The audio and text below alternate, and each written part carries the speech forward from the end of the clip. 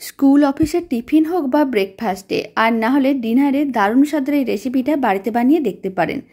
1 cup সুজি দিয়ে আর বাড়িতে থাকা মাত্র অল্প উপকরণ দিয়ে বানানো যায়, খেতেও ভীষণ ভালো হয়। আশা করি ছোট থেকে বড় যে কেউ খুবই পছন্দ করবে।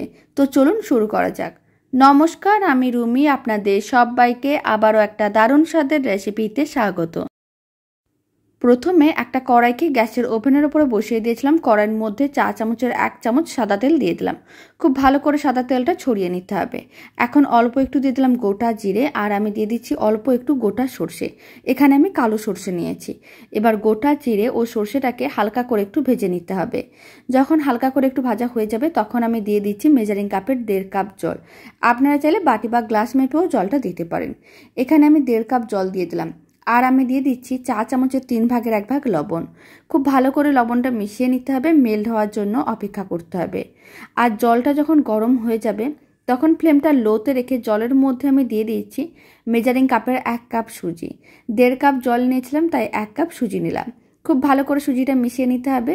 ফ্লেমটা মিডিয়ামে রেখে নাড়াচাড়া করে মিশ্রণটাকে ঘন করে এরকম একটা ডোয়ে পরিণত করে নিতে হবে। ডোটা রেডি হয়ে গেছে, রেখে দিলাম এক সাইডে।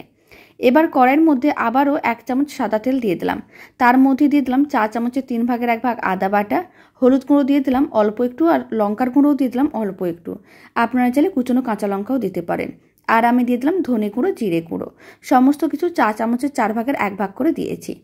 এবার মশলাগুলোকে 1 মিনিট মিডিয়াম ফ্লেমে নাড়াচাড়া করে ভেজে নিতে হবে, যাতে মশলার মধ্যে কোনো রকমের কাঁচা গন্ধ না থাকে। 1 মিনিট মশলাগুলোকে ভেজে নেওয়ার পরে এখন আমি দিয়ে দিলাম 100 গ্রাম ছানা। ছানাটা মশলার সঙ্গে খুব ভালো করে মিশিয়ে নিতে হবে। তারপরে দিয়ে দিতে হবে একটা সেদ্ধ আলু।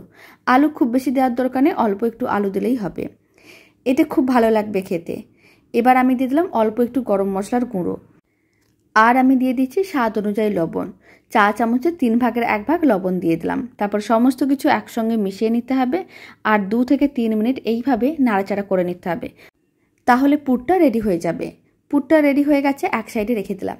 এবার আমি যে সুজির ডোটা রেডি করে নিয়েছিলাম তার মধ্যে দিয়ে দিলাম অল্প একটু কুচনো ধনেপাতা। ধনেপাতাটা একেবারেই অপশনাল, আপনারা চাইলে দিতেও পারেন, নাও দিতে পারেন। এবার কুচনো ধনেপাতাটা খুব ভালো করে মিশিয়ে নিতে হবে। তারপর ডোটাকে আর একবার ভালো করে মেখে নিতে হবে।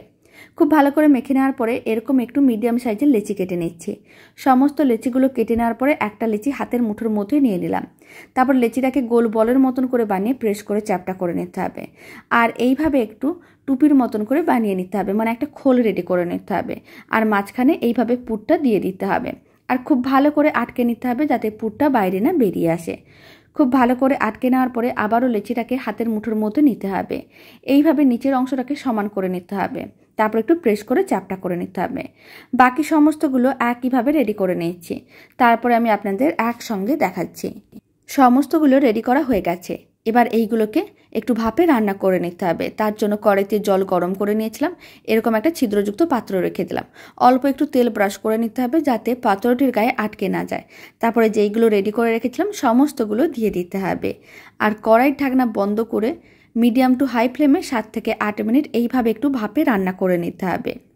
7 থেকে 8 মিনিট রান্না করে নিয়েছিলাম। এবার ঢাকনাটা খুলে নিলাম। এবার একটা প্লেটের মধ্যে সার্ভ করে নিতে হবে। আর এই দারুণ স্বাদের স্বাস্থ্যকর রেসিপিটা ভালো লেগে থাকলে আপনারা যদি ফেসবুক থেকে রেসিপিটা দেখছেন পেজটিকে ফলো করে নেওয়ার অনুরোধ রইল। আর ইউটিউব থেকে দেখলে চ্যানেলটি সাবস্ক্রাইব করে নেওয়ার অনুরোধ রইল। তো চলুন, ভিডিওটা আমি এখানে শেষ করছি। আপনারা সবাই ভালো থাকবেন, সুস্থ থাকবেন। আপনাদের সঙ্গে আবার নতুন রেসিপি নিয়ে দেখা হচ্ছে।